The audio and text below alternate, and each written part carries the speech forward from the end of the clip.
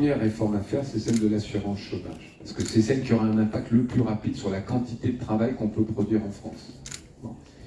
Mais il est indispensable de faire la réforme des retraites pour deux raisons. D'abord parce qu'il y a un déficit des régimes, essentiellement du régime de la fonction publique, que globalement on est dans une compétition européenne où la quantité de travail est finalement le facteur de richesse et de compétitivité des pays, et que on ne travaille pas assez en France, en particulier l'emploi des seniors. Bon.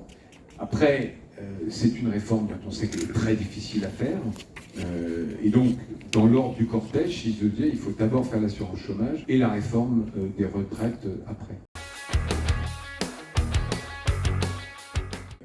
Globalement, le message général qui semble avoir été entendu, c'est maintenir la politique de l'offre. Pour nous, c'est le plus important. La France, depuis 30 ans, avait mené une politique de type keynésienne qui consistait à finalement privilégier le consommateur sur le producteur. Et ça a donné le déficit commercial qu'on connaît et la désindustrialisation.